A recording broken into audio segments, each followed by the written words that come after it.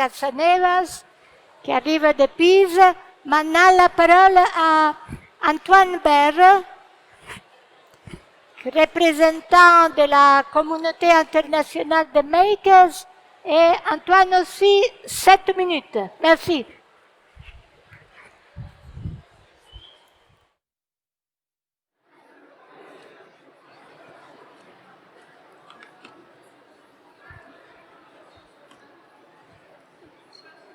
Très bien. Oui. Si, c'est bon. Ouais. Donc bonjour à tous. Effectivement, je suis pas un grand docteur scientifique ou comme on a beaucoup la chance de voir aujourd'hui. Par contre, effectivement, sur l'invitation de Paola, essayer de parler de ce mouvement maker et de ses enfants, de Léonard, dans cette idée d'imaginer et d'inventer de nouvelles machines pour le futur. Alors, hop. Donc très rapidement, je vais parler de moi quelques instants en disant que je suis créateur industriel et qu'avant j'étais aux Beaux-Arts. Donc pour ce qui est du rapport avec Léonard, j'ai beaucoup appris sur le corps au départ. Et puis cette question, en tout cas, m'est restée jusqu'à mon diplôme et mon mémoire sur qu'est-ce que va devenir le corps et la biologie avec les nouvelles technologies. Mais en particulier, ce qui m'a le plus intéressé et en lien avec ce que pouvait nous offrir Léonard, la petite anecdote, c'est que quand j'étais petit, je lisais cette BD Léonard, que certains connaissent peut-être, mais voilà, où il était toujours en train d'imaginer des nouveaux dispositifs pour l'aider à vivre mieux, ou en tout cas à vivre différemment. Et c'est par là que je suis passé. Hop. En imaginant, avec certains de mes collègues designers, des mini-écosystèmes pour mieux comprendre comment pousser les plantes, et en particulier nos plantes d'appartement. On n'avait pas d'espace, on n'avait pas la chance de vivre à la campagne, on était à Paris dans des petits appartements, et on a commencé à imaginer effectivement des petits dispositifs, des écosystèmes, des incubateurs, vous les appellerez comme vous voulez. Et tout ça grâce à du savoir en fait disponible sur Internet et une communauté qu'on ne connaissait pas encore, qui était celle donc des makers, des bidouilleurs, des faiseurs, qui étaient déjà installés depuis quelques temps.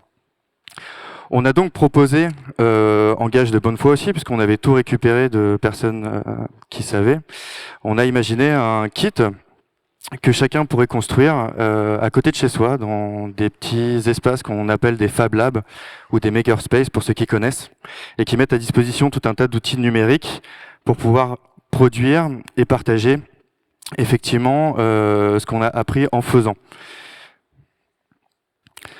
À partir de là, on a créé une entreprise qui avait comme objectif d'imaginer des systèmes électroniques dédiés à la compréhension et à la supervision de l'environnement.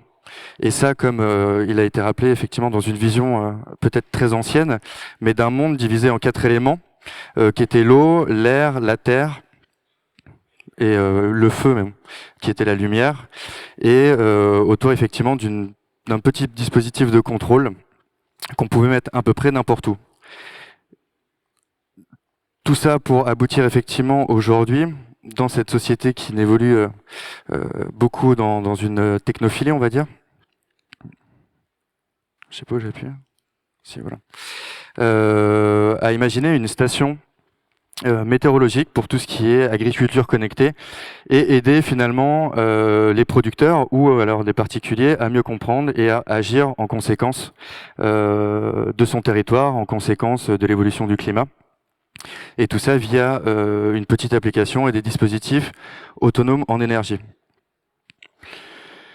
Là aussi, au moment où on a imaginé cette entreprise, et ce projet particulièrement, tout venait d'une notion, enfin voilà, de méconnaissance du monde végétal, et donc imaginer différents usages, parce que voilà, en tant que designer, on parle beaucoup d'usages avant de solutions. Essayer de comprendre justement autour de moi et avec mes compétences ce que je pouvais faire pousser, comment il fallait que je le fasse pousser et pourquoi on me disait de le faire pousser comme ça. Parce que quand on pense nouvelles technologies et agriculture du futur, on pense peut-être, en tout cas c'est ce qu'on pensait nous, à des images comme ça. Donc là vous avez une image du MIT, grand projet d'agriculture open source de monitoring. Mais à cette époque, notre premier client était un grand chocolatier, une maison de chocolat française, qui est le chocolatier C'est Moi, et qui nous invitait à imaginer des stations de supervision pour les plantations de cacao.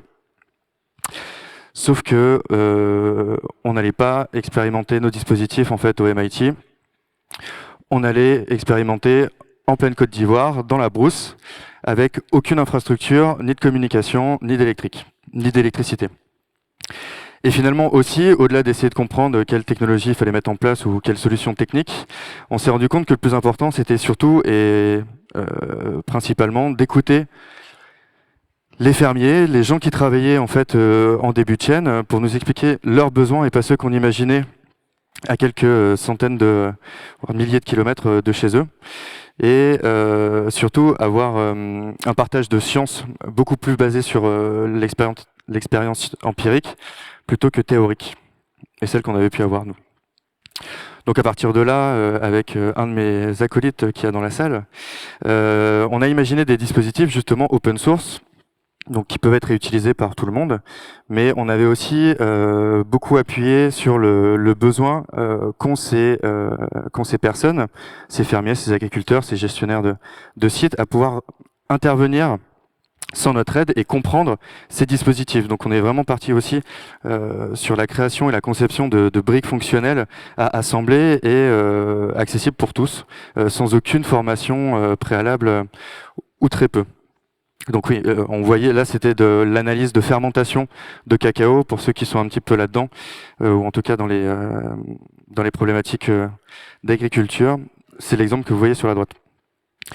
Et surtout, à la suite de ces premières expérimentations, on a eu un petit coup de chaud en se disant surtout que le cacao et les technologies c'était bien, mais que sans la préservation de la biodiversité, que sont ces petites fourmis, il n'y aurait pas de fécondation des fleurs, et donc on n'aurait pas ce beau plaisir chocolaté en Occident.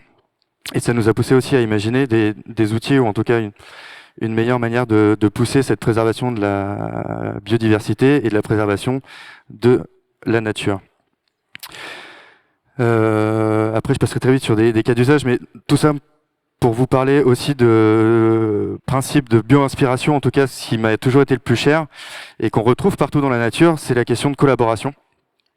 Et c'est vraiment quelque chose qui nous a motivés jusqu'à la fin effectivement de cette première aventure entrepreneuriale, mais qu'on continue aujourd'hui au travers d'autres projets et où on propose nos moyens et notre temps en tout cas pour imaginer des nouveaux dispositifs de préservation de la biodiversité. Et à partir de là, on est intervenu par exemple au Sénégal pour travailler autour de jardins connectés, travailler autour de communautés de femmes qui développaient des jardins pour développer une économie aussi, des contraintes de compréhension sur l'économie des ressources comme l'eau, les intrants, etc., etc. Travailler autour d'engrais verts. Mais on a aussi travaillé à la production d'outils électroniques directement sur site, avec de petits moyens, plutôt que de passer par des grandes entreprises internationales. Donc là, vous avez en fait une carte électronique qui mesure la météo pour moins de 5 $ et qui est connectée sur Internet, etc., etc., qu'on a mis à disposition chez eux et qu'ils ont reproduit. On va avoir aussi une expérimentation, un lancement en fait d'un Fab Lab en République démocratique du Congo avec l'Institut français pour déployer des solutions autour des énergies renouvelables et autour de la gestion et la propreté de l'eau. Et puis on va avoir aussi différents événements auxquels on a pu participer et on a réussi à faire intervenir en fait d'autres spécialistes de différents processus biologiques, comme peut être la production de spiruline avec le projet Tamata Océan qui développe des solutions d'autonomie en mer. On va avoir aussi Nomades des mers qui eux ont un catalogue gigantesque en fait de technologies open source à destination de la production d'énergie et d'alimentation. On a travaillé à la compréhension et au monitoring en fait de bières artisanales. Pour ceux que ça intéresse, on fait dans la fermentation alcoolisée. Et aussi, ce qui nous a toujours motivés et qu'on continue, c'est la création d'outils pour la compréhension en fait des jeunes publics à la fois sur la programmation et ce que ça implique dans l'avenir, l'informatique, et la manipulation autour d'expériences diverses et variées, mais la production, la fabrication d'électronique à usage personnel, et en particulier autour de la compréhension de la biologie. Tout ça se reconcrétise aujourd'hui puisque on a arrêté l'activité de l'entreprise, mais on continue aujourd'hui avec une ONG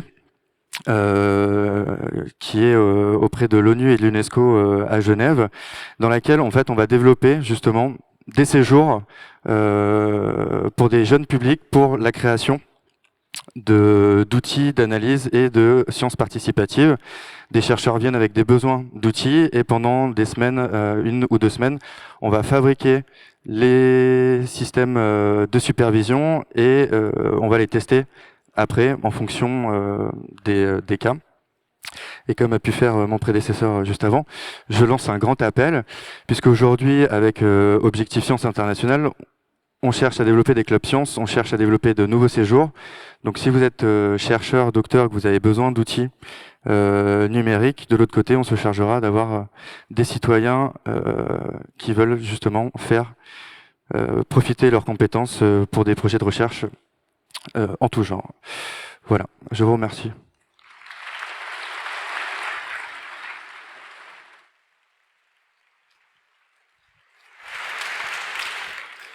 Merci beaucoup Antoine Baer. C'est vrai que c'est aussi le motto pour nous, Make Science Brighter. Et aussi une science belle, engagée et au service de la société. Nous voulons vous dire merci beaucoup, ce sont des orateurs formidables. Tout à l'heure, une collègue lycéenne a demandé les emails des orateurs. Ils sont très célèbres, vous pouvez les retrouver online pour gagner du temps.